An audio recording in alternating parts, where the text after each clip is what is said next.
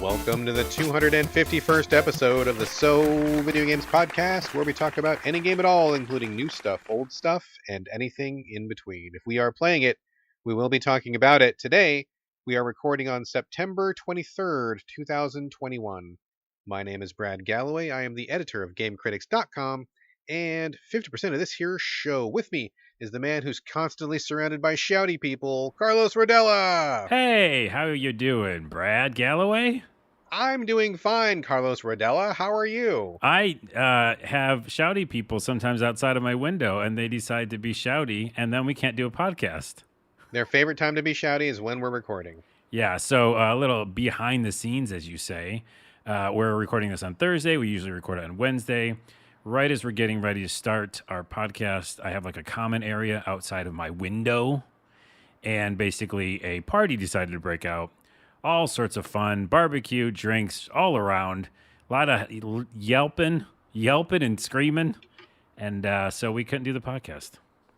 And we're doing it today. And we're doing it now. Right now, live, in person, although for you guys listening, pre-recorded and 100% not live at all. But that's a perfect segue. It's like we've done a podcast before, because I did a poll on Twitter and asked if people wanted us to do a live show again. I voted no. Did you? I did. I legit voted no. I could see you doing that. I didn't vote because, I didn't want to muddy the waters. You didn't vote. You should have voted. It was your poll. It doesn't matter because I won, because I did want to do another live one, and we have yes is 58% and no was 41%. So we have to do another live episode. I guess we do. The people have spoken. People have spoken. All right, well, I guess you're going to get what you asked for, and you're going to be sorry, but we're going to do it. Were they sorry last time? I don't think they were. I don't know. Maybe they were. I was. We'll figure out what episode. Not sure yet, but coming soon. Coming soon. All right. So here we are. We have as per usual, a jillion things to talk about. We're going to just get right to it as soon as we do the housekeeping. As everyone knows, Carlos and I share a living space divided down the middle with a strip of duct tape. Carlos, I've only got one thing on my side. What do you got on your side this week? So I can't open the door on my side. Oh my God! The boxes, the stacks. It's crazy. Much. Like, yes. I don't know. I think I'm gonna have to take some of this out and use it for next week, because I don't think we can get through all of it. It's too much stuff. There's not even a path to walk through it all. No, I'm like stuck at the doorway. All right, man. Piece by piece. What do you got? I can hop over a box and go into your side of the house. Do you want to do your one little thing first? Sure, that's fine. I can get it knocked out of the way. I don't really have anything to talk about this week. The one thing that I did want to mention just real briefly, and it's like I feel kind of guilty for even doing it, but as you guys, as frequent listeners may know, I started talking about falling back down the Masters of the Universe action figure collecting rabbit hole. Yes. A couple weeks ago. I forget what triggered it, but somehow, I think it was the Netflix series. But I've just been like on a tear. Like, I have a bunch of them in my garage, and so I went out to the garage and looked for my boxes, and I kind of unpacked some of them, and I got to get reacquainted with some of my old collection. And then I was like, oh man, well, I got a bunch of these old ones. I should probably get some of the new ones. And I got some of the new ones. I'm like, well, there's these other ones. I should probably get those too. So anyway, long story short, I'm just like, I'm hopelessly addicted, and I'm just, I can't even see the light at the end of the tunnel right now. I am deep in He-Man territory. I'm all the way in. So the reason I bring it up is that there's only a couple left that I really need to chase after. I mean, I'm not going for a complete collection of the original, like 1983 or 82 series or whatever. Number one, because a lot of those toys, I mean, honestly, like, some were cool, but some were just kind of like meh. And they go for like a lot of money right now, and I don't want to pay a lot of money for toys that I'm not like super excited about. But most of the series since the original are actually pretty cool. And I really, really like the 2002 series. Anybody who's not familiar with it, you should check it out. The sculpting on that line is fucking amazing. The figures look so fucking cool. Anyway, one of the ones that I need from that series is Mossman. Mossman from 2002. I've been scouring the internet, and I cannot find one to buy, or at least one that I would feel comfortable paying for. He goes for like some pretty ridiculous amount if he's in the box unopened. So I was just going to put this out there to anybody who might be listening. If you've got a Mossman from 2002 that you want to part with, and you would be willing to cut me a deal, let me know, because that's one of the ones that's the hardest for me to find, and it's one of the few I have left. So I'll take it open as long as it's not broken or anything, like as long as it's still in good shape, or I'll take it in the box. If you got a Moss Man from 2002, hit me up, yo. Wow, welcome back to Toycast, That's where right. today we're talking He-Man figures, and if you've got one that he needs, which is this Moss Man, hit him up at Brad Galloway on the internet. That is right. Track me down and let's make a deal. All right, that's all I got. So nothing really deep or significant there. Just kind of a plea for help out to the general listening audience. You had like a couple toys on your side, basically, in the boxes and whatever. And then I have like, the whole apartment full. It's crazy. Or the house full. Right. One at a time. Let's knock it out. One at a time. I did some research because we never do research. We always say that in the show. We don't do research. I did some research just because. I don't believe you. No, I did. Look, I'm going to show you the result of it. Because I was wondering how many games we cover on the show. Because, we cover all of them. You mean like how many like total, or what do you mean like? I'll tell you what I broke it down. I just wanted to see a little bit of like let's say the last, what was it? The last 90 in the last 10. So in the last 10 episodes, we reviewed 90 games. Wow. Just in the last 10 episodes. That's a pretty good number. That's a big number. It's a crazy number. And I was looking at the average, and it's around 8 games per episode. So if you do that math, and you say the beginning of January 2021, which is just this year, how many games we reviewed on this podcast, the number's about 300. That sounds, I haven't done the math, I haven't counted, but I would not be surprised at all if that is accurate. It is. We review so many games. Every week. I bring like 3-4 games, you bring 3-4 games. We talk about a couple more in housekeeping. There's probably more that we don't even count because they're not like officially listed on the breakdown of the show. Exactly. Yeah. So it's probably even higher than that. Yeah, 300 plus for this year, and this year's not even over. And so let's say, what's it, September? So yeah, let's say maybe in 500 or 600 last year. So we're looking at 1,000 plus games probably in the last couple of years. Easy.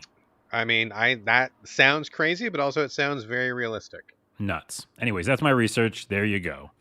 We're a legitimate podcast. We actually do talk about games. We talk about games. This is just something that didn't come out of the Nintendo Direct, which I will cover in like 2 seconds. But this is just something that came out like randomly on Twitter. Nintendo was like, oh yeah, by the way, you can now use Bluetooth on your Switch. Oh yeah, I heard about this. People, John from over Gaming in the Wild had tweeted me about this. Yeah, I heard about this. I don't know if I even own any Bluetooth headphones. I don't think I even own anything like that, but it's, I guess if you like them, it's a cool feature. Well, if you have an iPhone or just have the AirPods like I do, they're just, it's great because you just can pop them in and use them. And I've been wanting to use them with my Switch forever. And instead I had to use these crappy old ones that plugged in. And the biggest reason I bring it up is because this feature was in the system for 4 years. And they didn't talk about it. Yeah, and they just didn't, they just turned it on. Like, that's a dick move. Did they ever explain why they didn't mention it before? Nope. They didn't. They just said, no, that feature's not available. But they were lying because it was in the Switch. I guess it's all in the eye of the beholder. Not available can mean many things, depending on how you slice it. It's in the hardware, it's not. Or it's in the software, it's not. It's not available to you because we didn't turn it on. I hear a lot of defending of Nintendo right now. I'm just saying, because you're so in love with your Switch, but I think it's a dick move. Next up, real quickly, Game Pass. Sable is coming to it. So it's out. That game. It's today. Is it today? Okay. So the time of the recording, you can go get it. I highly recommend it. I think it's a very meditative experience, a word I overuse in this podcast. You have not played it yet, Brad, right? I have not played it. I have downloaded it, but I had so many things going on today, getting ready for the show, et cetera, et cetera. But it is downloaded and ready to roll. Okay. I implore everybody to go check it out. And also, Superliminal is on the Game Pass, which is a game that I talked about is my game of the year last year or something. Was it really? You liked it that much? Not the game of the year. It's in my list of games of the year. Your top 10 of the year. Yeah, I really did like that experience. Gotcha. Okay, cool. Okay, and quickly, I'm going to try to do this quickly, and maybe we'll put one of these boxes away for next week. But 3 events happened in the last week. I know about the Nintendo Direct. What were the other things? The other ones were smaller but interesting. One was the THQ Nordic had a 10th anniversary stream. Oh, okay. And it's interesting because they mentioned or announced a lot of games.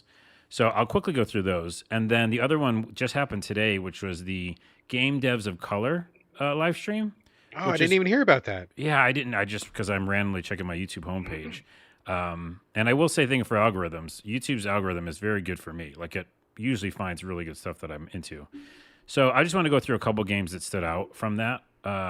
Game Devs of Color is really cool. It's trying to show more representation and kind of getting out games that are made from a lot of different types of people. All right, I'm up for that. So really quickly, we'll hit the big one at the first. The big one at the first? Okay, write that down. That's the name of this episode. The big one at the first. Okay, got it. It's like all my wires in my brain just like cross at the same time. And they're like, we know what you're trying to say, Carlos, but we're going to say the big one at the first. All right. So it's down. I got it. The first event being the biggest, I guess is what I was trying to say. Let's do Nintendo Direct. Monster Hunter Rise Sunbreak. I don't care. You are probably really happy. I will play it for sure. It's funny because I haven't touched Monster Hunter for a long time, but I would be glad to go back for new content. I don't want to do like the old stuff again, but this is right up my alley. I'll play it for sure. It's all new content. Yeah. Oh, and by the way, before I forget, the drink that I just opened, you heard me open, is another drink that we're not sponsored by, but I'd love to be. It's called Poppy, Poppi, Okay. not the pop singer or singer. It's a prebiotic soda, and it's a strawberry lemon one. It tastes amazing, and it's good for your gut. There you go. Wow, you delivered that really professionally. I felt like I was like listening to like an NPR like advertising break for a second. I should really do that as a living. Okay. Yeah. Mario Party Superstars, don't care. When the beginning of this started, I was like, uh-oh, this is going to go the way that I always am frustrated about, a bunch of colorful, Princess Peach. So I was like, okay, I don't care. But then the next thing after that was Voice of Cards, which is a really cool RPG card game that's coming out. And I believe, is the demo up? I have no idea. I think it is. Yes. Okay. I think the demo's up right now. So that's really exciting. On the Switch. On the Switch. And it looks like a JRPG art style, all the, card battling stuff you get out of a card game. And even things like dialogue is through cards and towns and stuff like that. So just looks really cool. A card game RPG. Demo's out. Disco Elysium's coming to Switch. Oh my God. Can we just pause for a second? I don't see how in the world that game's going to be playable on the Switch. There's just no way. I can't imagine it being playable. Well, let me use that tangent and jump way in advance on my list, because I think, what was it, Dying Light 2, they showed in the stream, and they called it the cloud version. So I bring that up now because maybe that's how they're going to do Disco Elysium. Well, I mean, so probably, I guess they could probably leverage some type of streaming technology in terms of memory, but I was thinking more about presentation in terms of like, how are you going to see anything worth a damn on that screen? Like, it's all going to be so fucking small. Like, there's tons of reading to do in that game, tons of text, tons of dialogue. Some of the details in those levels are tiny, small details. I love that game. I need to come back to it. I never finished it. I really liked it a lot, but I just can't imagine that being at all a pleasurable experience on the Switch just because of the screen size. Yeah, I highly recommend no one play it on the Switch. I've played go get it on else. anything else. But yeah, that is interesting about the Dying Light 2, because I was like, oh, maybe the Switch kind of like can finally start hitting its limits, right, of what it can process, and with online capabilities and stuff. I don't know, but they said Dying Light 2 is coming out as a cloud version, so I didn't know what that meant. Was it Dying Light 1 or 2? I thought it was 1. Is 2. It 2? 2. I don't understand how it's even possible. That doesn't make sense to me at all. I don't either. Okay. Well, the thing that I really was interested in, two couple things here. One, Kirby has a new game coming out, and I know I just go on a rant about I don't want the colorful characters, but it's like Kirby meets Last of Us, because it's called Kirby in the Forgotten Land, and he's literally on like a post-apocalyptic place.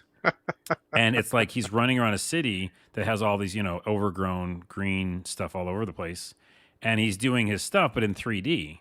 And has there been a Kirby 3D game? I feel like Kirby's Dream Course. Maybe? Kirby's Dream Course was kind of isometric. I don't know that they've ever done a fully like Mario 64 style Kirby. I don't think so. I don't think so either, and that's what is interesting about this. So, again, not my favorite thing in the world to play cute, colorful characters, but that's interesting. So that caught my radar. All right. There's more new stuff coming to Animal Crossing. That's kind of interesting. I probably will play some of that with my mom, because that's how I play that game now, as I just go visit her land. All right. Star Wars Knights of the Old Republic Originals coming out. And I was like, what are you doing that for? The remake's coming out. See, that was confusing to me. I got a PR email about this. I didn't see it on the stream, but it's like, why would you want to play the original when literally, like you just said, the brand new one is coming out? Why Yeah. would you do that? Why would you do that now? Never mind. Dumb. This is kind of a big deal. So Nintendo 64 and Genesis games are coming to the Switch. Yes. And the new controllers are coming out with them. So wireless controllers identical to the originals. So that's interesting. I still want TurboGrafx, of course, but Is it the 3-button controller or the 6-button controller for the Genesis? the 6-button controller. All right, that one is better. Yeah. And so that's interesting. Of course, you get to pay more money because they're coming with a new plan, Sure. right? Sure. The Castlevania Advance Collection actually looked pretty cool because it's like a bunch of the Castlevania games, and there's a quick save, so you can actually like rewind if you die, kind of thing. Oh, that's cool. And Neat those games, feature. I always like eat shit, you know. Yeah. This one you would like, ActRaiser Remastered. Is it literally just the first game remastered, or is that a new No, thing? it's the first game. I think you liked the first game. I love the first game. I don't know that I want to play it again, but it is a great game. Anybody who's never played the first ActRaiser, I think more people should play it. Yeah, for sure. Okay. And then, kind of lastly, there's Bayonetta 3. They showed that trailer finally. Everybody knew that was coming out. And also Splatoon 3. I don't care.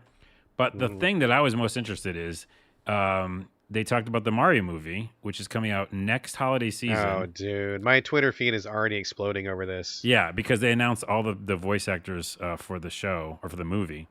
And I'm kind of interested. Like, I love Fred Armisen's in it, which is cool. Jack Black as Bowser makes a lot of sense. Charlie Day as Luigi is a little confusing because I don't know how he's going to take it. You know, how's he going to deliver that? Yeah. And Chris Pratt, of course, is Mario, which is really weird to me because he's funny, but like he's not like what I picture when I think of Mario. I mean, honestly, my brain always breaks a little bit whenever people do something like this, and they get like these big name actors to do voices. And I mean, real talk, folk, like people who are actors don't generally do a great job with voiceovers. They just kind of do their thing. But when you get a professional voice actor, I mean, to my ear, it always sounds better than anybody from Hollywood could do. Yeah.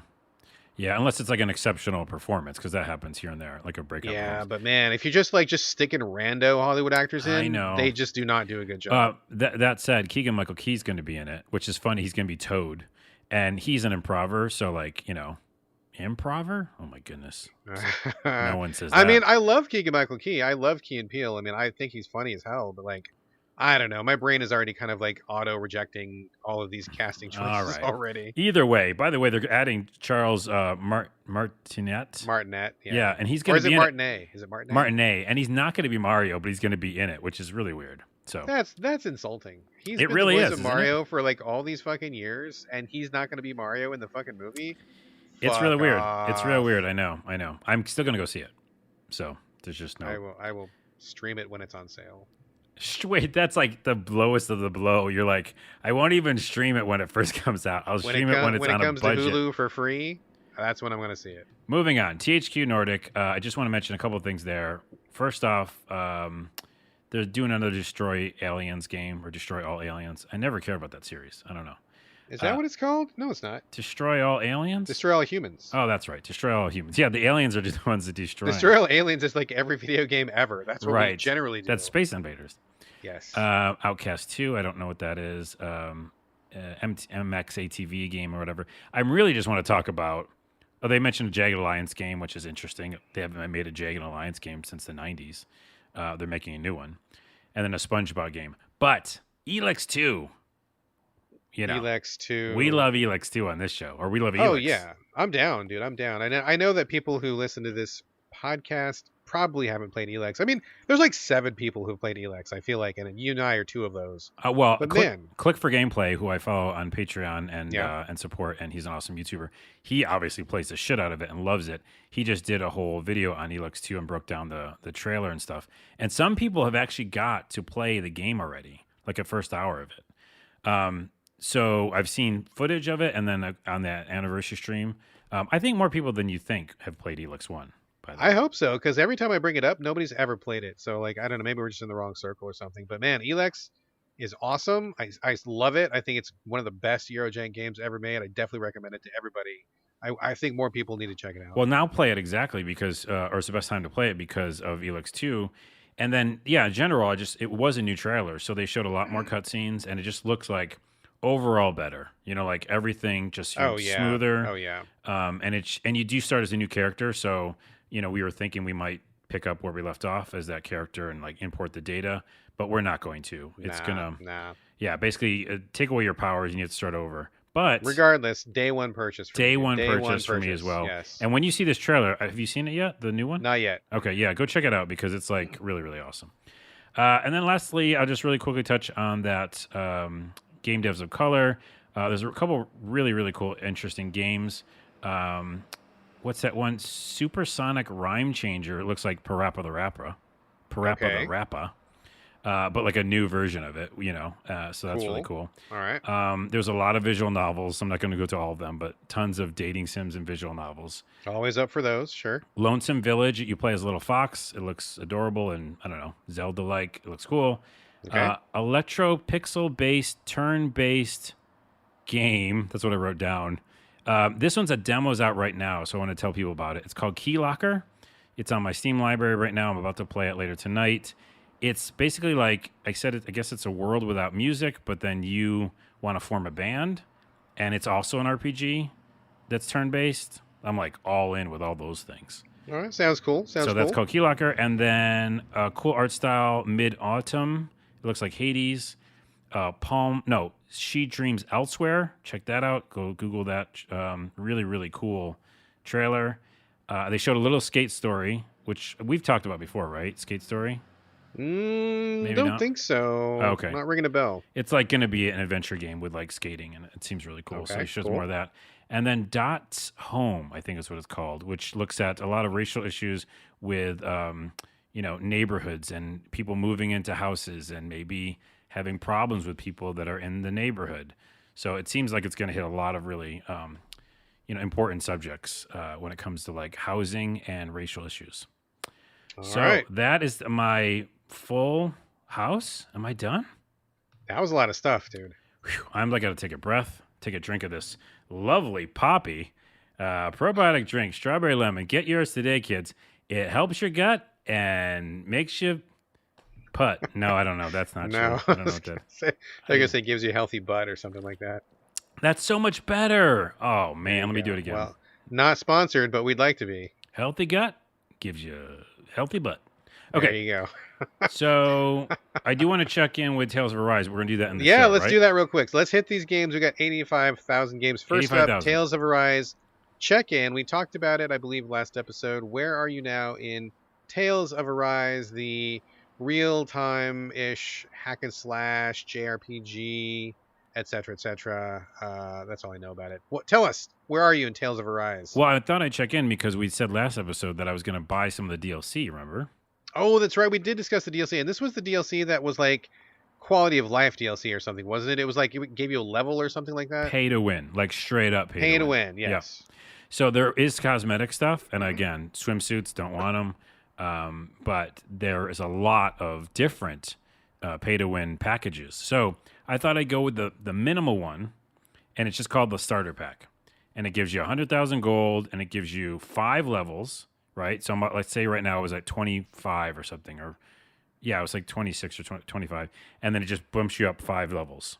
Now, the monsters stay the same. So it doesn't like, the monsters don't, what is it called? Level? They don't scale up. Yeah, they don't do that. So that's actually, again, very pay to win. So, but what I did is I bought the starter pack, again, with 5 levels, a bunch of other random stuff.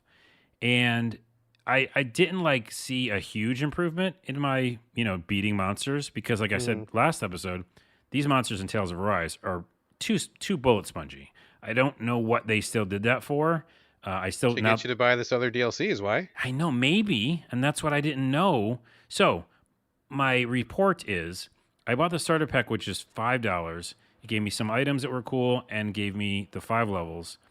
I got 2 different enemies, and every enemy I got to, I was maybe 1 level above them. So it didn't really soar me past them. And I got to tell you, I really don't see any difference in the gameplay.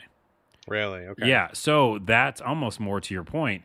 They have like 10 more that I probably could buy, and one of them's like go up 10 levels. Yeah. See, they got to get you in there. You're going to get this $5 pack.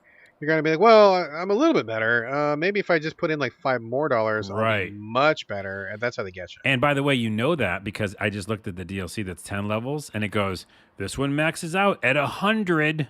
And I'm like, I'm There you level go. 30. Like, there's no, and I'm near the end of the game. I'm like, there's no feasible way for me get to 100, like Right. in the regular game. Not unless you like were just like a crazy person and you just like were grinding for hours and hours. Yeah, and and then hours. grinding's not very easy in this because each fight takes a long time. So it's like you would never do that. So I'm mainlining it now, and I guess my report is yes, they're 100% pay to win. Yes, it's a little creepy because again, like I said, they said you could go up to a level 100 if you want, which means we could give you like 30, 40 more dollars. And I'm just mainlining it now. So I'm just going like, let's just see if I can, with my little one starter pack, just beat the game like I should be able to beat it. This is interesting because there's a lot of people in my feed who really, really like this game a lot. But I haven't heard anybody except for you mention the DLC or this aspect of it. So I'm really curious, are people doing it and just not talking about it? Do people not know it's there? Are they just playing it legit? Like, I really want to know. Like, I guess if you're listening to this podcast Yeah, exactly. and you're playing Tales of Arise, let us know because you are the only person who's ever talked about it. And I have like a ton of people who bought this at launch and loved it and were singing its praises, but nobody mentioned that DLC aspect. So I'm very curious. Yeah, okay, let's do that. Anybody listening to this now, and then when we put up the actual post for the show, we'll do a tweet or something. Ask it again, yeah. Yeah, because I'd love to see. Because yeah, I don't think I'm going to do it, but if I get to the end of the game and there's that boss after the boss bullshit, you know, which Yeah. I know there's going to be because this game know is so there is. epic. Yeah, For sure. then I'm like, do I pay $5 to just beat this guy? Oh, but there is an easy mode that I'm not on yet, so I'd probably Okay, so do that's that a first. factor too. That's Yeah. a factor too. All right. Anyways, by We the will way, check I am back. loving it too. I'm loving the All game. right.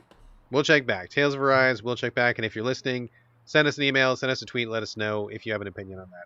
Also, with you, Carlos, Potioncraft, I believe it's early access. Yeah. I've been getting a couple PR emails about it, but I haven't been watching very closely because I don't do a lot of PC gaming, but I know you do.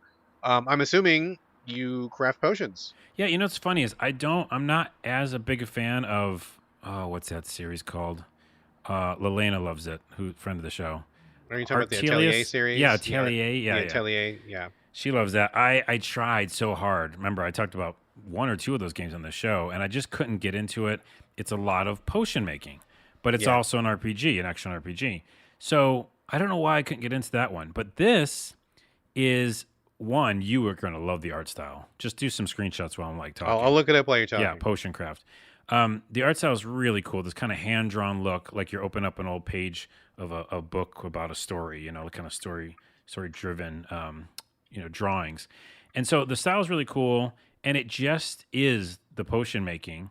Which, if you just bring it down to that piece, that core idea, it can be very, very relaxing.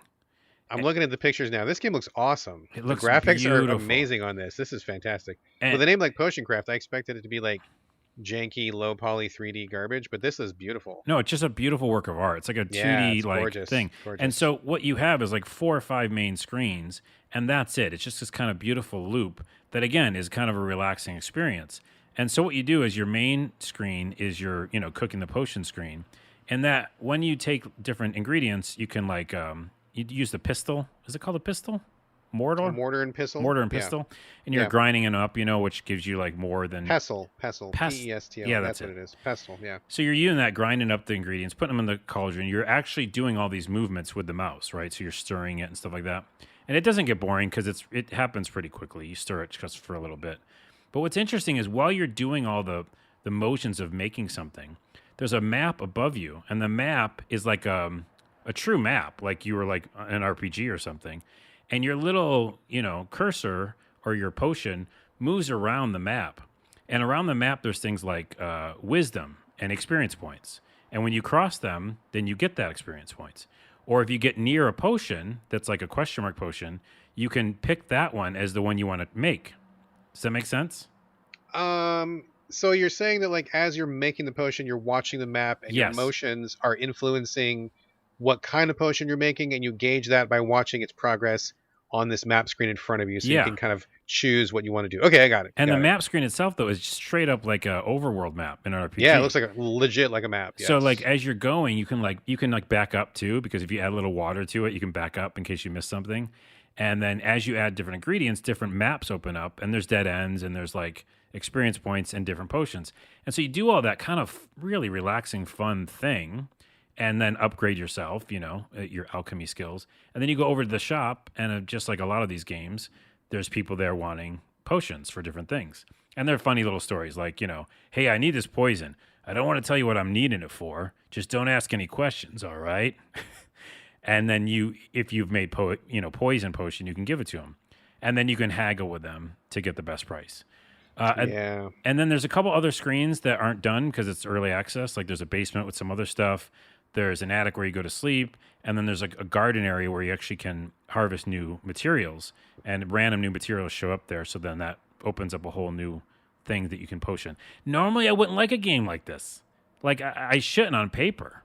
But Well, just to add a little bit to the mix, like hearing about it, I probably wouldn't be interested. But after I saw it, I think that's one thing that we really should emphasize is like when I'm looking at the pictures, this looks like a super old school, like, I don't know, 18th century art pencil drawing. But you're looking at a total side view of like bottles and beakers and like little glass tubes. It's like you're totally looking at that like mad scientist bottle experiment thing that they have on their table, and that's what you're looking at. So Yeah. you're seeing the liquid go in the different pieces. That's not at all what I thought this was going to look like, and it looks super interesting and cool. Yeah, and when the characters come in, the different, characters you meet on the store, that's just really fun too because it's a problem-solving thing, Like a warrior will come in or an archer or a healer or somebody will come in and they'll have all these different things they need. And if you don't have the potion, then you have to go back to your map and try to find it. So I can't recommend it enough. It's early access now. Was it a demo or did I get a code? I forgot how I even... No, I think you just found a demo. We didn't. I didn't send you a code or anything. It must have just been a demo. It's on a demo. Steam or That means something. go check it out now on Steam. And I'm going to pay for it when it comes out because it's something I do in the evenings now. Like where you would grab your Switch, I jump onto Potioncraft. You make potions. Yeah. Well, good job, dude. Because I'm gonna just be real honest here. I didn't really pay a lot of attention to this. I saw Potioncraft. My eyes kind of rolled a little bit. I just moved on with my life. But now that you're talking about it, and then when I took a really good look at the screenshots, it looks super interesting. I definitely want to check this out. I probably won't play it because me and PCs. But geez, if it ever comes to a console or something, I'm down. Oh, I can see this coming to Switch easy. Maybe Xbox or something. Maybe Switch. Yeah, Maybe who yeah. knows? Yeah. All right, Carlos, we're gonna stay with you for one more moment. Really? Here. Let's Oh my talk about- goodness. we are. Yes, we got so many Jeez. games. We're going to talk about Flynn, Son of Crimson. I believe it's on Game Pass. I believe it also came to the other platforms as well. I don't know anything about this other than it's like some kind of a 2D platformer. So why don't you fill us in on Flynn, Son of Crimson. These are all short, too. It's good to, as you say, like quick, short hitters or whatever. Just bang them out. Bang them out. So I learned about this from the Indie Gaming Guild YouTube channel, which I mentioned last episode. And I was watching him play it. And yeah, I mean, again, these are really, really, some of these are simple games, but it's in the presentation lots of times, like you said. So this is a 2D, action-y platformer game. I don't want to call it an RPG at all because there's a medieval feel to it or whatever. But you play as a little kid who is going out into the world. In the beginning of the game, actually, you have a pet, like a dog, but he's actually kind of a god in some way, like a guardian spirit god thing. Did he spell his name backwards? Is that what happened? I don't know. Maybe he was a big dog. I don't know. All right. Anyways, he gets like stripped of all his powers or something. You need to go find those powers, and of course, our video game stuff. So, but the character of the dog, you do go out on a mission with him in the beginning, and it's really cool looking. Like all this pixel art is really awesome to look at, and animated really awesome. And the fun of the game is that you have a few different things you can do. You have this sword that can, hack and slash, and you can jump, etc. You do puzzles, which are really basic, pushing, boxes around, etc. And then you can shoot your sword. So there's a little bit of shooting element in it, which is really cool. And then you have orbs that you can heal yourself with. And then you smash crystals all over the place. And the crystals can give you, currency or the orbs, which are the health. And it's just, again, on paper, and me talking about it right now, it doesn't sound fantastic, but it's everything's done so well in this genre that it's like effortless to play it, which I think is a compliment. Yeah, yeah. I mean, there's something definitely to be said about a game that maybe doesn't bring new elements to the table, but if they nail all those elements, it can be a really fun experience. Yeah, it's just relaxing. And I've definitely tried to start many 2D pixel based platformers on this show and noped out fast. And we both have. Yeah, Uh, for sure. so this is the one where I implore anyone to check it out because obviously it's on Game Pass right now.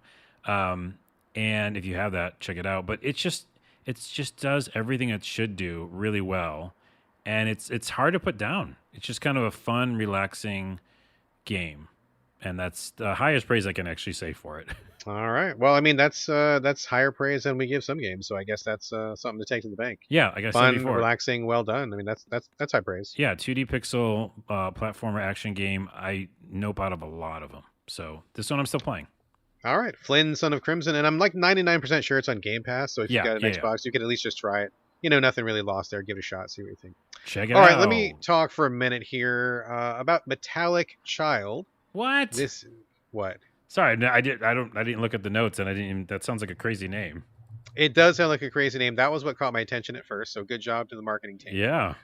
This is a isometric roguelike on the Switch, so you know why I checked it out. Besides the title there, in this is kind of an interesting one in terms of premise. In this game, there is a I don't know, like a android girl slash woman. I don't know. The art style skews everything really young looking, which I'm not a huge fan of. But she's a robot, and she's like, "Oh my god, I took damage and I can't move. Can anybody hear me?" And then you, as the player, are pretending like you're on a radio or something, and you're like, "Yes, I can hear you," as the player. And she's like, I can't control myself because my motor functions are busted. So if you can control me remotely, we can work together to get out of this situation." She's on like a space station or something, and there's like a bunch of like rogue robots or whatever. So I thought it was kind of neat that it was, kind of trying to establish you as the character, like as the player, to be involved in the story where she can't move herself, but you can help move her around, and the two of you become a team. So a neat thing. I like when sometimes they do a little meta or try to break the fourth wall a little bit. Yeah. Kind of a cool premise. The action is pretty good. It's like real time combat, so it's not the turn-based roguelikes like we were talking about last week and the week before. This is going back to the modern style of actual like combos, dashing, dodging, switching between weapons on the fly, that kind of thing. It's pretty well done in terms of the action, so I thought it felt good. There's lots of references to other games. I didn't play for a whole heck of a long time, but in the short time that I played, I did see some really obvious nods to Mega Man. There was even like that's cool. a Death Stranding reference where like one of the side missions is you got to carry a box someplace, Nice. and you put the box in your back. It looks exactly like the one from Death Stranding, like the silver with the yellow tape around it, like that like what's his name carry, like Daryl from The Walking Dead carried on his back. Yeah. And yeah, it looks exactly like they had like 5 boxes on the character's back where it looks Oh like my goodness. you know. By the way, just real quick tangent. More games should Yeah. do those nods, right? I mean, it's fun when they're done well. I mean, I think it's Yeah. cool. I feel like we don't see them much. Yeah. Well, I thought those things were really neat, and I think overall, like the roguelike aspect of going in, finding power ups, that changes how you play. I mean, everything about it is done pretty well, and in fact, I think it's a pretty good game. My only complaint about it is the visuals. The problem I had with this game is that the style of art is very like the main character is short and squat, and she kind of looks like a little girl-ish. It's not like creepy weird little girl. It's just like Chibi. small, yeah, kind of chibi. And there's a lot of detail, but the characters are very small, and you're kind of getting this overhead perspective. And there's like a lot of lights and a lot of flashing. And I got to be honest, it just feels like it's hard to tell what's going on. And because she's such a chunky, squat character, her arms and legs are real blocky, and so you don't get a lot of sense of like her body moving. She kind of just looks like a block when you're like moving her around, and it just doesn't look very cool. Like it's hard to tell exactly what's going on, especially when the explosions start happening. If there's a lot of enemies on screen, you can kind of lose track of what's going on, and you're not really sure about where in your combo you are.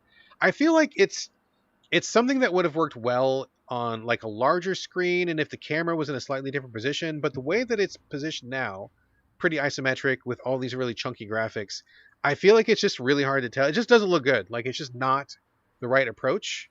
But that's really my only complaint. The rest of it I think is really well done. It plays well, good systems, good roguelike. I mean, it's anybody who likes modern actiony roguelikes will probably find a lot to like in this one. And I really do like the story approach. I think it's neat. I just wish it looked better because I just look at it and I'm like, Yeah. I can't get excited about these graphics. It just doesn't look good, and I wish they would have done something different when they were designing the visuals on this one. Well, we were just talking about visuals and how Potioncraft, does it for us just on that. And yeah, you know what's funny? I played a game for this podcast. I can't remember the name of it, and it was like this style because I'm looking at the images now.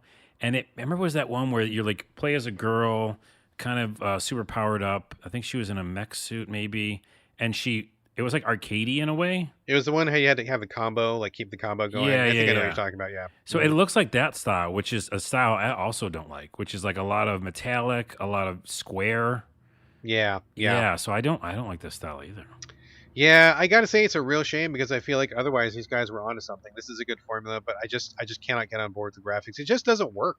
Yeah. I just don't think it's really readable, and I don't think it's really clear. So it's kind of a shame. But otherwise, it's a pretty good game. Metallic Child played that on the Switch. Carlos, go back to you. Let's talk to you for a second here. Titan Chaser. This is something I was very excited about. I have not had time to play it yet, but it's on my agenda. Oh yeah, This because is we both have codes for it, right? Yeah, Yeah. the publisher sent us some code, so thank you to the publisher for that. Send it to us for the purpose of talking about it on this podcast. I haven't touched it yet. I apologize, but Carlos, you played it, and this is a game about it's like I don't know, like a walking simulator where you drive around in your car at night and you like I guess find monsters in the dark and you got to scare them off. Like, what is going on with Titan Chaser? Well, you kind of said it exactly. Yeah. Okay, it's, well I guess we're moving on then. And Good next job. game. Next game. No, but it's not. I don't. I'm not a big fan of walking simulator as a term, but it's a first person game. Let's call it that. And yeah, you aren't doing like action and not like shooting people, but there's a lot of games that kind of just do that first person adventure game. Let's call it. So yeah, this is. I think it's a pretty small studio, right? I don't know if we know who. Oh, it must be. It must be a small indie studio. It seems like it's pushing it. Like it's not running at 60 frames per second or anything. There's some issues with the graphics. It's not like it's very good in the atmosphere, but it's like minimal. Let's just say for graphics. But so yeah, you play as a character who's going to go and find monsters, like you said, out in the wild. But it's at night. I don't know if it ever becomes daytime. I played it for a couple hours and it was always night. So maybe it's just always night. But it basically feels like a creepy game where you're driving, down the street in your car, stopping off at places. You can get out and walk around as well. And yeah, you're trying to find these monsters, and you have this radio that can tune in, listen to different music. And what's one of the coolest things is you can listen to like literally old. I think they're like public access or not public access, public domain. Public domain, yeah. Like one was like old like spooky dramas or something, or like Boris Karloff or something. Like there's all these really old creepy shows on the radio, which is a perfect vibe for driving around trying to find a monster. So I love that about it. I will say, you have to drive everywhere, and you can walk a lot of places too. But to get to the longer, farther down the map and stuff, and try to find monsters, you got to get in the car, and the car doesn't handle the best because it's always first person, and maybe that's because I'm me, because I always switch to like a third person view when I'm driving. Sure. So I'm not used to it. Let's just say that. So I found that a little bit like difficult to drive in the car, but it's amazing because there's a lot of like detail in the car. So there's so many different lights you can switch in order to like find some of the monsters. You have like a spotlight on your car, so you can turn that on. So basically, think about like as you're in your car, there's a lot to do in there in first person. And here's what I'll say: what I wish this game was. I so wish this game was VR, because it is a perfect VR game where what I mean is when you jump in VR, and actually I'm jumping into a game tonight on my Oculus that we'll talk about next week, is, the graphics don't have to be the best because you are immersed. You wouldn't know because you don't jump in VR much, do you, Brad Galloway? No, but I know what you're talking about. I mean, I have done some VR, so I get what you mean. And first person stuff like this, from what I know of this game, it seems like a good fit where you're in the car, you're looking around from the inside of the car, Yeah. you're scanning the the landscape around you. So I mean, I totally get what you're saying. Like it makes sense for a VR platform. And I hope that they can port it pretty easily. I don't know. I'm not sure what they have on their team. It's getting easier and easier to do that. But man, oh man, the whole time I was playing it, I just wanted to be a VR experience because I was like, having to move the right analog stick around. I had to turn the adjust the sensitivity up, because I wanted my head to just whip around and like look at all Right. this stuff. Right. So kudos to them and credit to them that they built this like really interesting car with like this really fun radio and all this stuff I can do inside of it, and you can look out the window and look as you're looking for monsters. But yeah, I just wish it was a VR experience the whole time. Anyways, then when you actually do find a monster, I got confused on how to like capture them or what I was supposed to do. So I only scared them away. I think that is what you're supposed to do. Okay, Just scare okay. them away. Yeah. So I moved one monster. It was kind of like a dragon, and I moved him up to the top of a bridge, and he was just on the top of the bridge. And I was like, "Did I do my job?" Because he wasn't coming down. So I was like, "I think I scared him away, so he's not going to be on the street anymore." But I didn't know if I like had won the situation.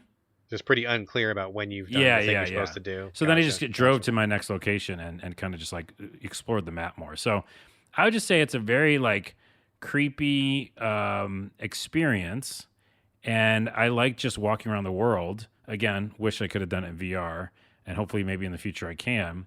And I really, really love the radio station. I know that's a small thing, but man, oh man, back to the thing like why don't more games do certain things? Public domain stuff really makes you feel like, it can really immerse you because Yeah. like there's something like that. Like it's a creepy night out. This is a perfect game for Halloween. You're like in the car, you turn on the radio, it's playing an old scary, War of the Worlds or something, and it fits the vibe. So I say 10 points out of 10 for vibe for this game because it really hits that well. And it's always like this kind of creepy atmosphere, and you see this monster in the shadow, and you're trying to, chase him down.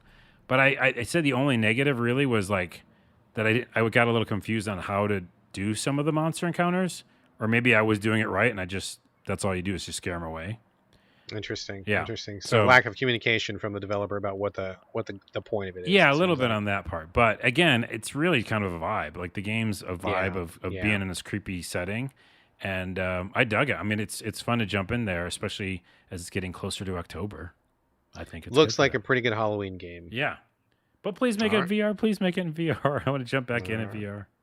There we go. Titan Chaser, not in VR, but maybe perhaps soon in VR. We'll see. Yes. I'm gonna crack into it as soon as I get a chance, but I just have not had that time.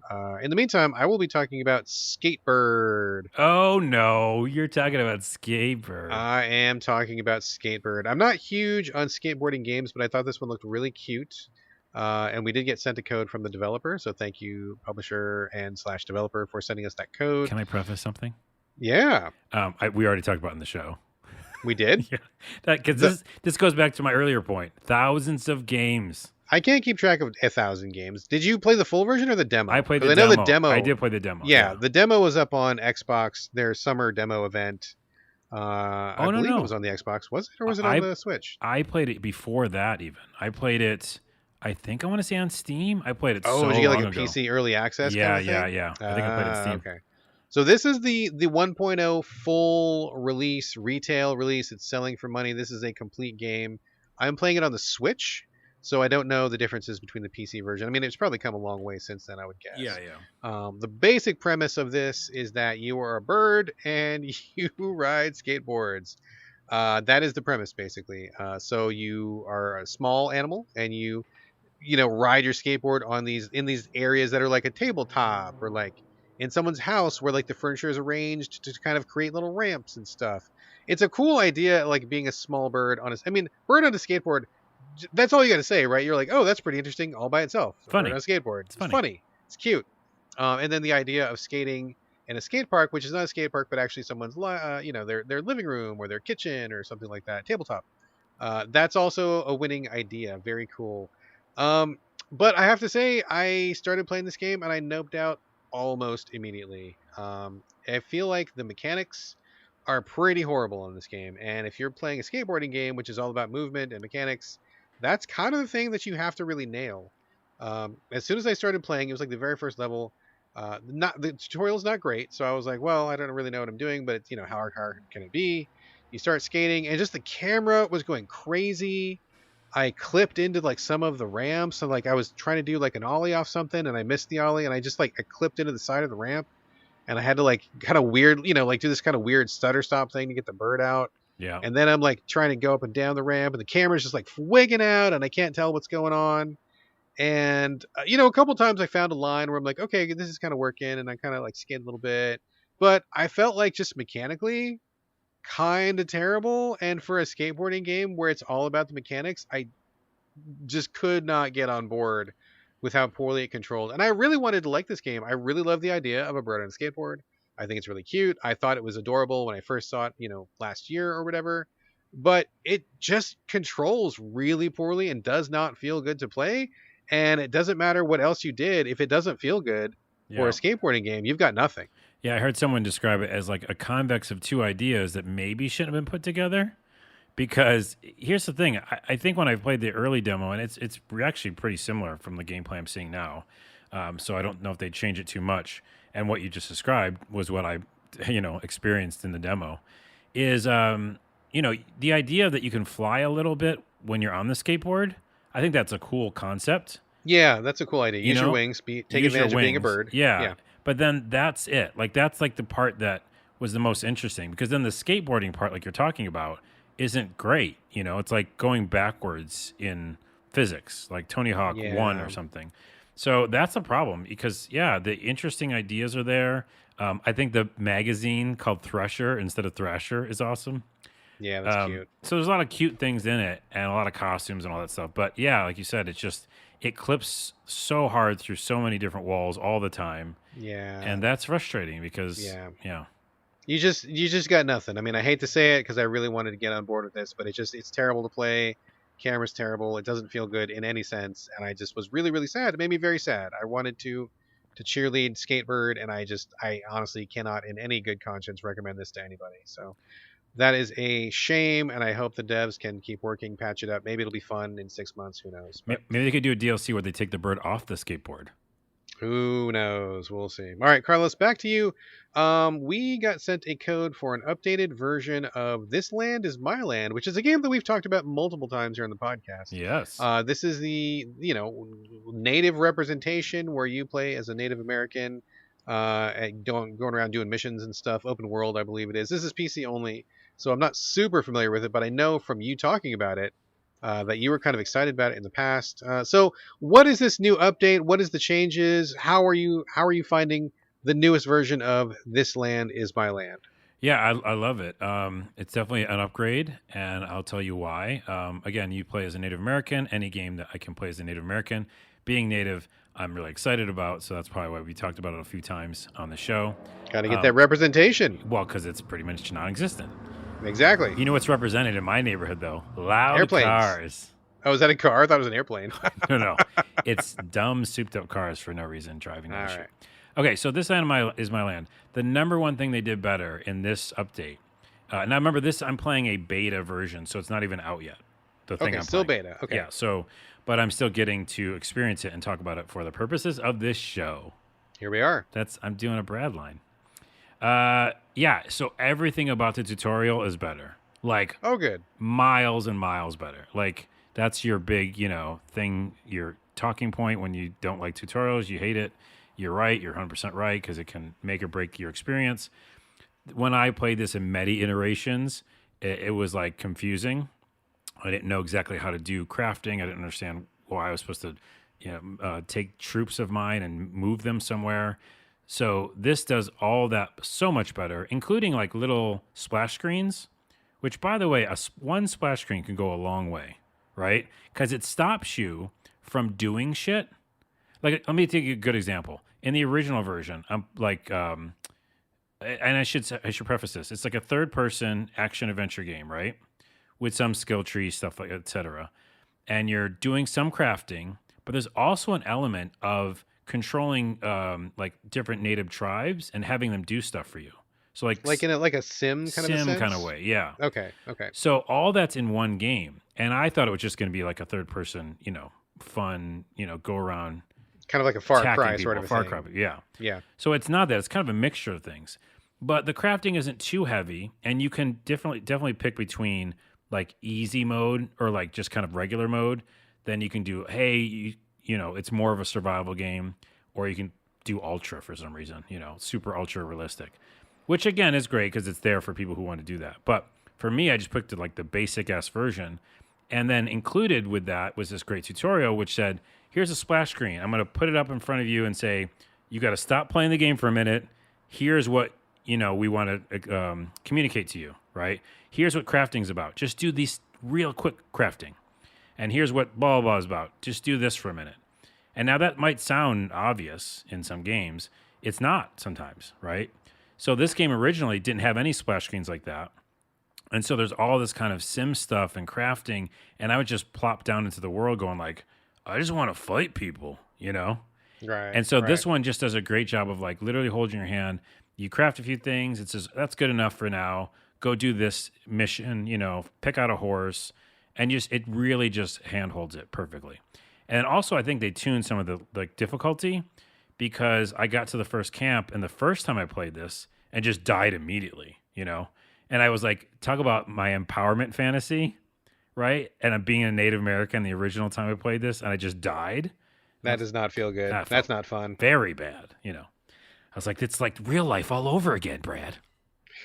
The natives losing again. Oh no, that's terrible. No, seriously, that's what I felt. I felt my brothers and my, you know, brethren in my game losing. Yes, you're losing. Yeah. So okay. I feel for you, man. I feel for you. Okay, so in this one, yeah, it makes it easier in the beginning. So I had to like go do some stealth in the beginning, and you know, what's it called? Not negotiate, but to interrogate the guy. Oh yeah. Have him give up the name of some other guy, and I'm like, who basically, you know, took over my camp in the beginning? Which one of you settlers or whatever like fucked us over? And give me his name. And so I did that, and then I ran off into the woods, and it just felt like I had more control and, you know, ability in this game to get far. And then also like the sim stuff seemed much easier. I was able to tell the people to do things for me while I was gone, and they went and, you know, found resources for me. So I just loved it. I mean, I'm like all the way back in. I'm kind of afraid to play too much though, because it is a beta access. I don't know if they're going to keep my save game.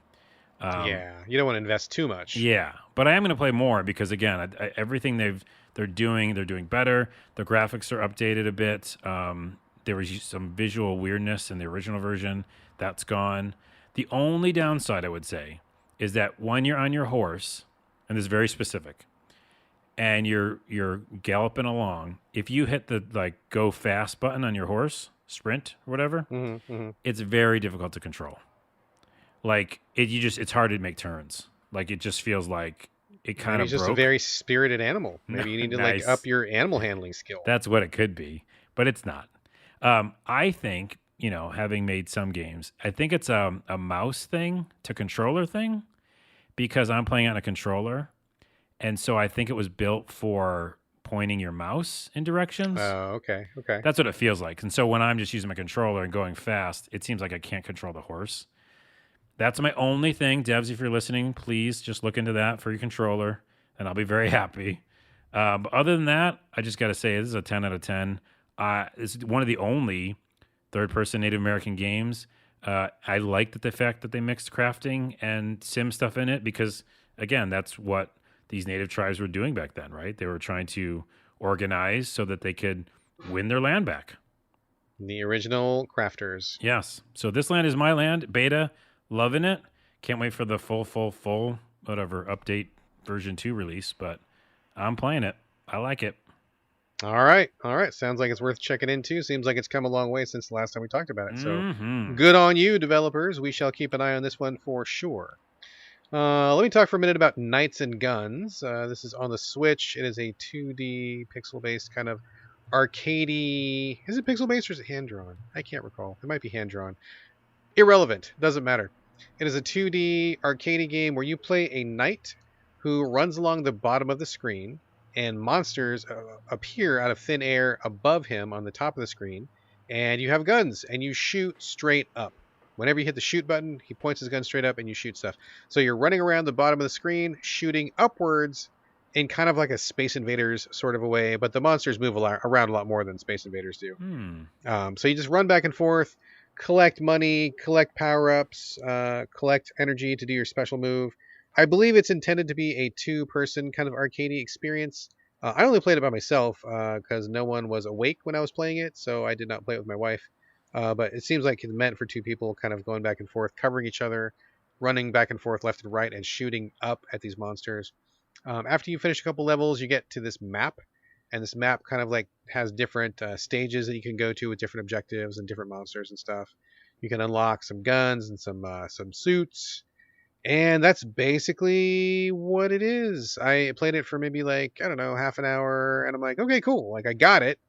I very quickly, grok what this game is about, and I'm like, okay, it's a, straightforward arcadey sort of a thing. It didn't really float my boat, but I think that it does what it does well. I just think that maybe I'm not the right customer for this kind of a thing, but if you want a 2D co-op, knights with guns firing vertically experience, this is probably where you're going to go for that. I see this as like the Game Pro rating of that guy who's just like, yeah, it's okay. Yeah, it's all right. Like, it Yeah. is what it is. Yeah. So, it's pretty simple. It's pretty straightforward. That's basically what it is. And there's not really a whole lot else to say about it, I guess. All right. There you Knights go. and guns. There you go. All right, let's move on to something a little bit meatier. Dustwind, Ooh. The Last Resort. So, Carlos, I played this. You played this, correct? Yeah. I wasn't All right. expecting to get in for the show, but then we had that day and I got to play a little more. And yeah, let's talk about That's it. right. That's right. I just played a bunch of it right before the show. Just like, again, a little peek behind the curtain. We had a completely different game queued up for discussion. And then, like, I don't know, an hour before the show or whatever, I'm like, oh, snap, that game is still under embargo. And thank God we didn't talk about it because we would have gotten in some serious trouble. And So I really want to talk about it too. Can we say the name next of it? week, no. Oh, can we Don't say it? anything. Okay. Never No, mind. don't say anything. Next week. So we did a last minute switcheroony, and instead we are doing Dustwind: The Last Resort, which is fine because I played it yesterday and I played it today, and you played some today. So this is a isometric, post-apocalyptic action adventure game where I don't know that there's very much crafting. I think it's more about shooting enemies and collecting better gear, leveling up. It's like a very basic sort of a Fallout, like old school Fallout sort of a vibe, although there's much less RPG. And there is talking to people, but it's just basically about like, hey, I need a quest, and dude's like, here's a quest, and you're like, okay, thanks for the quest, and then you go off. And most of the quests that I've seen so far are basically either collect 5 of one thing or kill 10 of this other thing. Yeah, kill people. And then come back to base. It seems like a pretty kind of a basic kind of experience, but I was kind of into it. I like the vibe, and a little bit of janky, sure, a little bit of rough. But I was kind of liking the whole post-apocalyptic, just kind of straightforward action vibe. I definitely have some thoughts on it after putting in another hour or two today. But Carlos, what do you think about Dustwind: The Last Resort? I'm playing on Xbox, by the way. You're on Xbox as well? Yeah, Xbox. Yeah. Okay. All right. What do you think about Dustwind? Well, this game is Wasteland. Oh, you mean, yes, Modern Wasteland. Modern Wasteland, right? It's minus like the RPG straight aspect. up. Yeah, I mean, there's some like building of skills. I want to say, right? Yeah, skill There's points. some and skill stuff, points. sure. Yeah. Yeah. Oh yeah, I've never felt like I had any skill points. I played for a couple hours, and Yeah. I feel like I could upgrade one thing 1 point. I was like, damn. So there's not much in that way. Maybe I don't know if it gets better later on, but there's some of that stuff. But it really feels like Wasteland to the T or old school Fallout, like you mentioned, because there's an overworld map that's the same thing, which is like, hey, go to this location, and the little icon just moves to the location. Do you get into skirmishes on the way there? I never did. I have never been in a skirmish when I was on the overworld map. Like, Okay. going from dot to dot, you just go there. You just I go mean, there. maybe you do later, but it never happened to me. Right. Again, it feels very Wasteland. So, and even in the presentation, it's Fallout, it's Wasteland, your post-apocalyptic area. You just got to go take out a bunch of punks, but there is a lot more to the combat. I think I wouldn't say more, but there's a lot of different, interesting, varied ways to take out enemies when it comes to explosives and different guns and different melee combat. And by the way, the very beginning does have a cutscene, which is an interesting story premise, which is that you're in this terrible, like think Walking Dead or post-apocalyptic world, and your daughter gets kidnapped, and you're the mom, And that's an interesting way to start a game. Definitely compelling for sure. Compelling. And then, again, like you said, it kind of goes right to like, I'm a guy, go do this thing for me. So Yeah. it kind of breaks down there. But I Well, did. let's back it up. Let's talk about the tutorial, dude. Did you go through the tutorial? Oh, yeah, I did do that. Yeah. Man, okay. So That's like the rough, by the tutorial, way. it is. The tutorial is a journey. I felt like when I finished the tutorial, I was like, "All right, I beat the game. That's it. Yeah. It's over. I did the whole thing," because it's a very long, very in-depth tutorial that walks you through all of the systems in the game. So, like you mentioned, there's explosives, there's mines, there's healing, there's guns, there's melee, there's followers, there's like emplacements, there's base. I mean, I don't know if it's Oh, base building, but there's definitely bases. right. That's what I meant by this. And I'm glad you Yeah, brought the tutorials. yeah, Even though the combat is similar to games like Wasteland, which is all turn based, right? yeah. This one has like action and turn based. And like you said, in the tutorial, like it's like, oh, dude, this is how you deliver orders to people. And like Right. so many more types of things.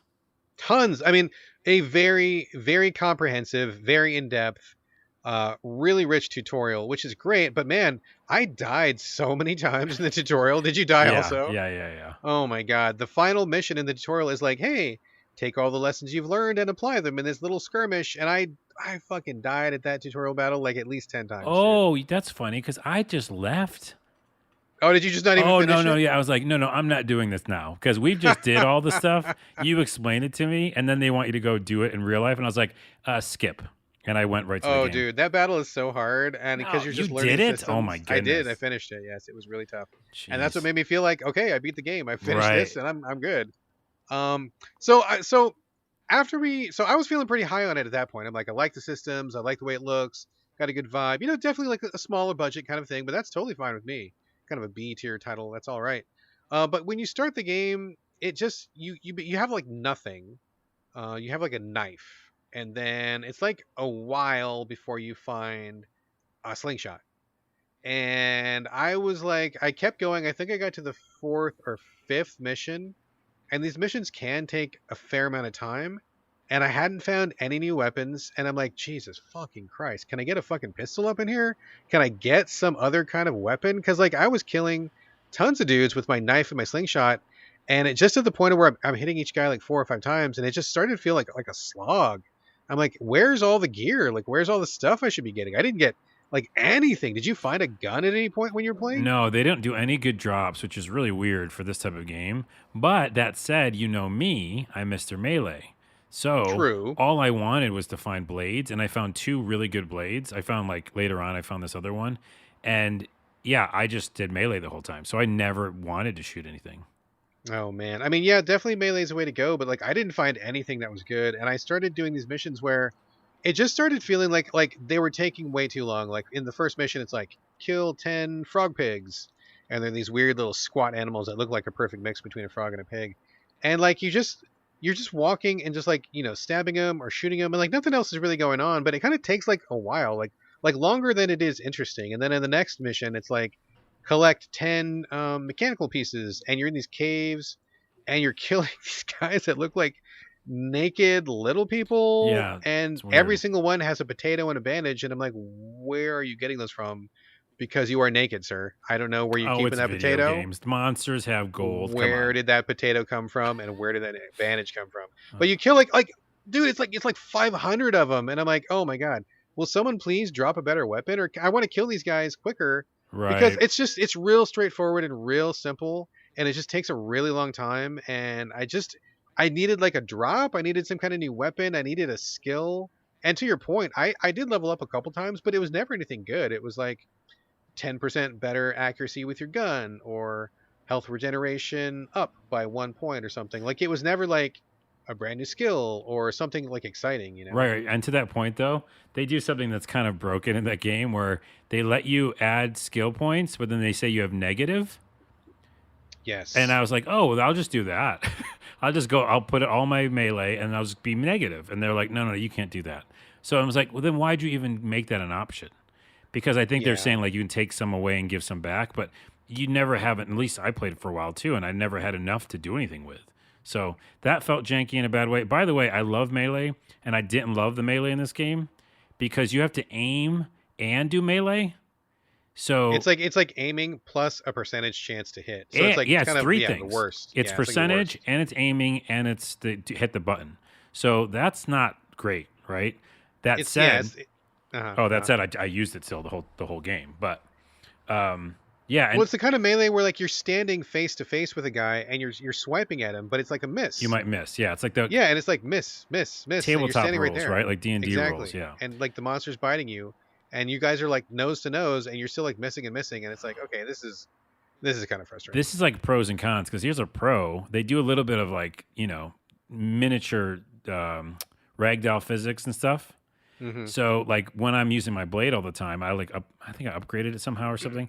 I like cut people in half. Like some of this like ragdoll stuff was crazy. Like when you actually did, There are some funny death successful, animations. yeah, and explosions and stuff. And I did find like a grenade launcher or something, and I did use those grenades like really well. Like you said, like you can do some really funny animations or like a bunch of people exploding all at the same time. Funny in quotes. It's a video game. But yeah, I'm the same with you, man. I just felt like it felt like an MMO at times. Yeah, kind of. And I got to be honest with you, I was kind of into it. I was like, I do get down with jank. I get down with low budget. That's fine. But I got to a point in the game where I was fighting some raiders. I still did not have anything other than my knife and my slingshot, which at that point I was fucking sick of. I needed something better, and either I just didn't find it, or it didn't drop, or I don't know what happened. But I just was like, okay, enough of these fucking level 1 weapons. I need something better than that. Couldn't find anything. I go to fight some raiders, and I'm hoping one of them's going to drop a gun. What are they carrying? Motherfucking slingshots. Like they're not Oh my carrying anything else. goodness. So I start to fight these guys, and I get rushed by.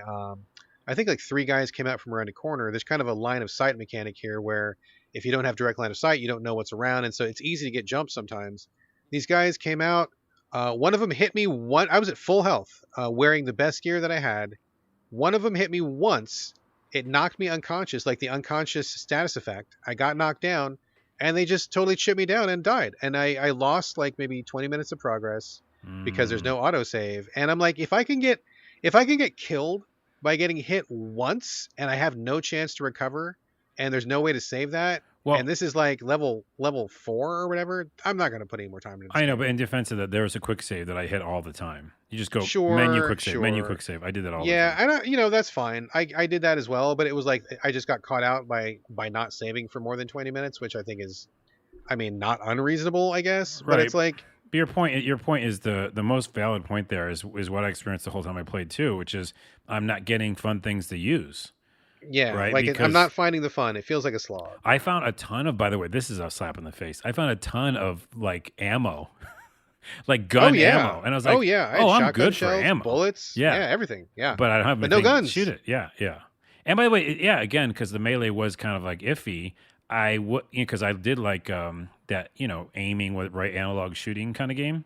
Yeah, What the twin stick shooter game, whatever. twin stick shooter. Yeah, And that in the demo and stuff like that, like in the tutorial, that was kind of fun to do. And I was like owning people. But then the main game, you can't do that right away. yeah. That It just seems like it a feels like missed. the Yeah. pace is really off. Like some of the early missions are too long. You're just not getting anything good. There's no cool drops. You're not getting any cool skills. You're not leveling up very fast. And the action, I mean, killing. I mean, I must have killed like 30 pig frogs in that level, and it's just like killing the same monster over and over and over. It's just not fun. I feel like there's potential here. It feels like it starts off with a lot of good ideas, but it needs to really get where it's going a little bit faster. And you really cannot do like a one-hit kill on a player when they're just starting out in your game. That is like the worst feeling, and it just, if you could get ganked like that, like who knows what's going to happen later. It's only going to get worse from there. So And there's pros and cons because one thing I'll say to that point, yeah, they need a "this land is my land" kind of upgrade because I think if they just tweaked a bunch of stuff in the very beginning of the game, yeah, it could be really it good. could be really good, and we would have like been engrossed in the add a little bit more story too, like have those missions have just a little more text or something. Sure, And then sure. have the first, you have to take out like 10 raiders in the beginning, have that area drop guns. I mean, Exactly. Like, why would you not? Why does it not why drop would you a gun? not? Why would you Doesn't not? make any sense. I mean, this was like the biggest slap in the face was when I was in that raider area. This guy kept fucking throwing grenades at me over and over, and I got hit a couple times. I saved at that point. Killing me, and then I was like dodging. Finally get the guy, I kill him, and what has he got on him? motherfucking slingshot. Not even a Oh grenade my left god. on him. And I'm like, get out of here. Yeah. Get out of here with that bullshit. This guy's like shooting like all these guns at you, and you're like, "What's in your back pocket?" It's a slingshot. Slingshot. I'm what's that kid? Dennis the Dennis Menace. the Menace, which no one Yes. would get. That. No one knows who that Yeah. is these days. One more pro though is that I do like, similar to Fallout and Wasteland, is that the damage can be things like your arm's broken. Yes. So I had my arm break, and I was fighting some early people, and then I was bad at medicine, which she always says in the beginning. She's like, I'm bad at medicine as she's healing herself. But then I fixed my arm, and it felt like a little win, like this little mini success story. Yeah. I was like, I took on too many people, but I somehow, repaired my broken arm, and I got back to base. So, like, there's some fun to be had here. I feel like the takeaway here is that this game, it needs to be tweaked. I feel like the raw material is really good. I feel like there's a lot of potential. I feel like this is the kind of thing that you and I would like play all the way through if it was popping on all cylinders. But I feel like it's too much of a slog. You're not getting the drops. Difficulty needs to be adjusted. But like, if you tweak these knobs and really just reset things a little bit, I feel like this could be a really fun game. I think so too. And is it early access in a way, or no? It is not early access. Okay. No. It is a 1.0. I think I paid full price for it on Xbox. So okay, well, they can update it, and we're going to come back to it. I know. I have a feeling we will. They must. All right, so that is Dustwind, The Last Resort. I got 2 more games to talk about before we wrap. You got anything left on the agenda, or are you good? I think I'm good. I think I'm good. Okay. One game that I want to talk about is on the Switch. I found it completely randomly in the eShop. It's called Shape Suitable. Didn't know anything about it. I just thought the cover art looked kind of cool, colorful, bright. I was in the mood for something kind of easygoing at the time. What this game is, it's a 2D, I guess kind of a physics game, I suppose. There's like, I don't know, 100 levels or something, and each level will say something like, there'll be a little character, and it'll be like, this character needs to carry the balls across the finish line, and you'll see like 2 balls suspended in the air, and everything is frozen, it's paused. As soon as you unpause, like the balls will fall down out of the air, and the guy will drop them. So what you need to do is use your finger, or you can use the stick on the Switch. You got to draw some kind of imaginary shape. You just make it up yourself that you think will hold those balls and allow this character to carry these balls across the finish line. So let's say, for example, you draw a shape like an upside down umbrella, right? Like instead of directing the water away, like it's like a cup on the top, the balls fall into the cup and the guy holds the umbrella and he just walks across the finish line. Done. Solved. But you could draw anything. You could draw a square. You could draw a triangle. Like whatever shape you want. It doesn't matter. But it's got to just like fit within the parameters of the puzzle. Another puzzle might be a cannonball is coming at your guy. Make sure he doesn't get hit. And there will be like a big cannonball coming from like right to left. And you got to draw some kind of shape with your finger to divert that cannonball away from your guy. So like maybe you would draw like a triangle shape. So like the ball will hit the slope and be directed upwards and not hit the guy. So you got to do that. Or sometimes it'll be like, catch, like this guy needs to push something. So what shape can be used to push? So there's like 100 little micro puzzles like this. Like they go just boom, boom, boom, boom, boom, real fast. Each one's like 30 seconds or maybe even a minute long, no longer than that. And you're just constantly looking at this screen going, what shape can I draw that will meet all these criteria? And it's just really fun, really light, very simple. I mean, it's really easy concept to understand when you just start playing. Like you immediately get what's going on. Like you just got to draw something, and as soon as you unpause, like gravity takes over, physics takes over, and so you just go through it and just have a really fun time. It's really simple, approachable. I'm loving it. I think I'm probably maybe 75 levels out of 100 so far. I'm doing like a bunch at night before I go to bed, and I think it's just really fun and light. I'm just having a great time with it. I think it's a really good thing. It almost feels like a WarioWare kind of thing, right? Just kind of ish, yeah, do something. How much was it? I mean, I want to say it was like $3 or something. That's a done deal. It was like, yeah, it's really cool. If you want something light and fun, if you got kids maybe, or you just want to kick back a little bit.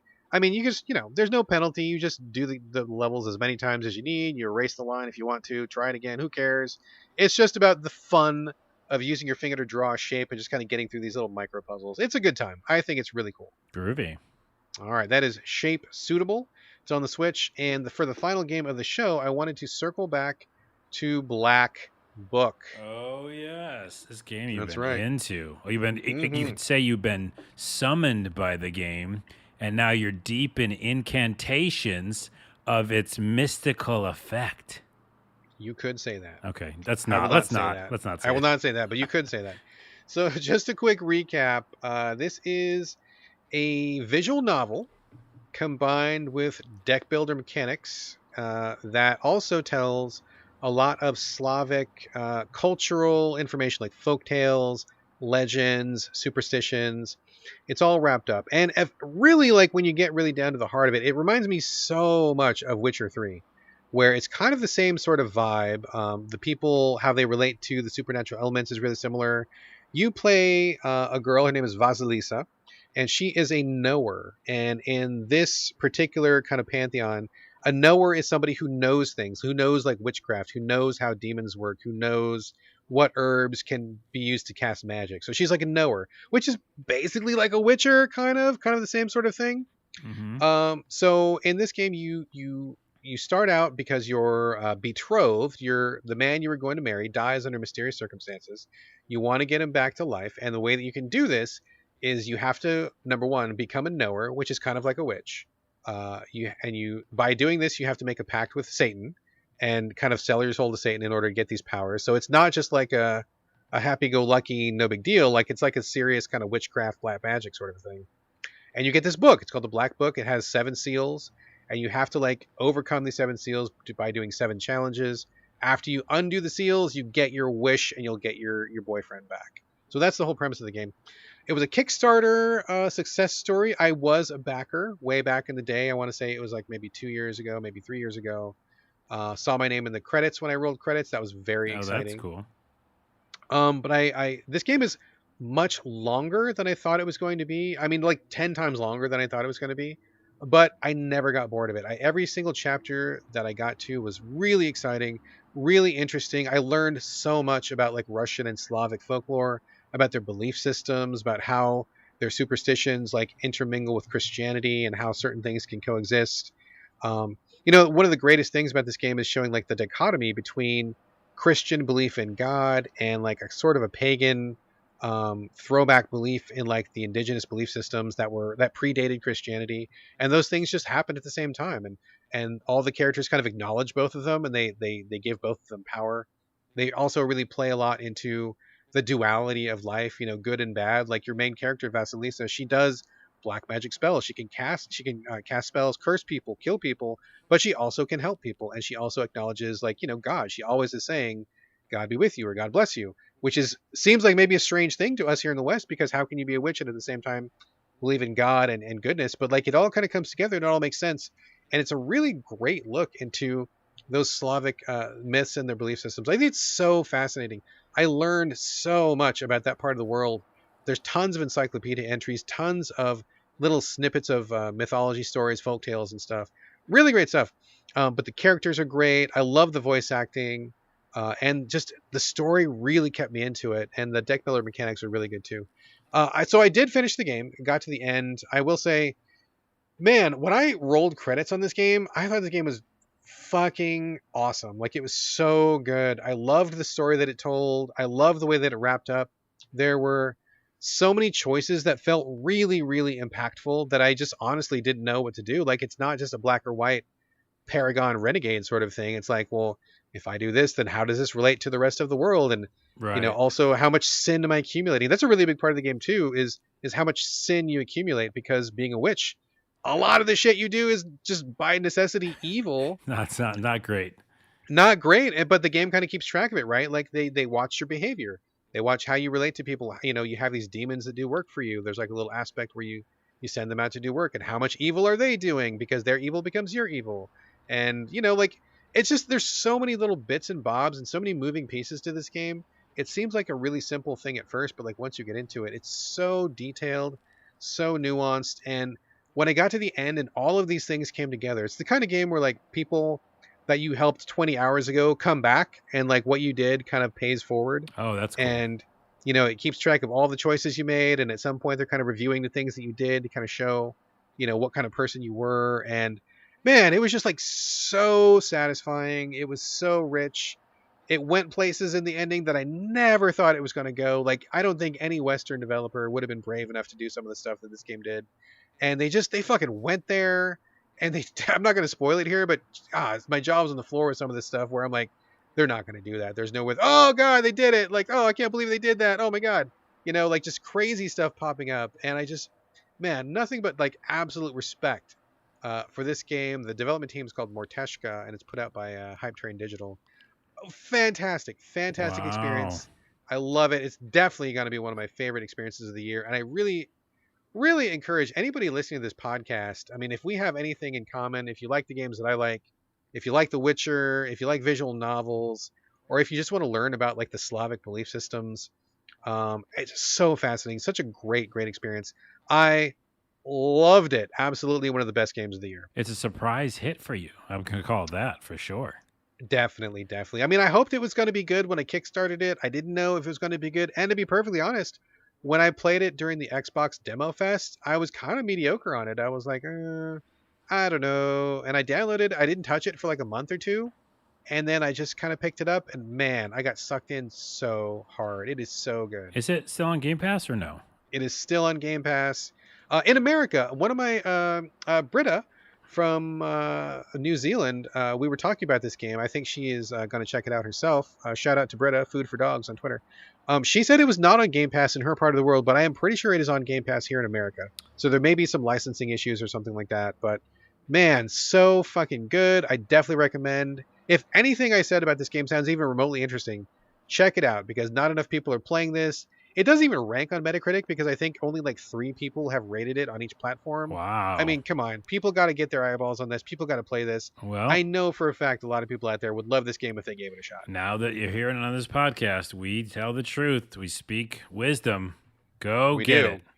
Black Book. I'll revisit good. it too because I played the demo I think too, and I didn't go further because I think I had some similar to you. Like I was like kind of on the fence with it in the beginning. But yeah, The demo does not do a great job of selling it, I will say. Just jump into the full version. But you have to like a deck builder and you have to like a visual novel. If you like those things, right. and also you like Witcher. Like if you just like Witcher, but you don't like those other elements, it's not going to do it for you. But if you are ready to like, do a lot of reading, get some story, make some choose your own adventure type choices, build a deck of spells, then this game is the shit. It's so good. Right. Yeah, tell me about it. I didn't like Thronebreaker, but I like Witcher. So I don't know. Could go either way for you. So we'll see. Yeah. All right, folks. Black Book, I'm in love. And now that I've said my piece on it, that's going to do it for the show. Thank you so much for listening. Quick reminder, we do have t-shirts. designedbyhumans.com/shop/SoVideoGames. Get a shirt, put it on, take a picture, send it to us. We'll give you a shout out and give you our heartfelt thanks. Check out those t-shirts. And you can also reach us with your questions, comments, emails, anything you like. SoVideoGamesPodcast@gmail.com. We're on Twitter @SoVideoGames. But you can reach us individually. Carlos, where are we directing your traffic this week? I'm always on TikTok, so a lot of things comedy on TikTok. And then on Instagram, It's a lot of things. Excellent, excellent. For me, same as usual, Twitter and Instagram. It's my name, BradGallaway, all A's, no O's.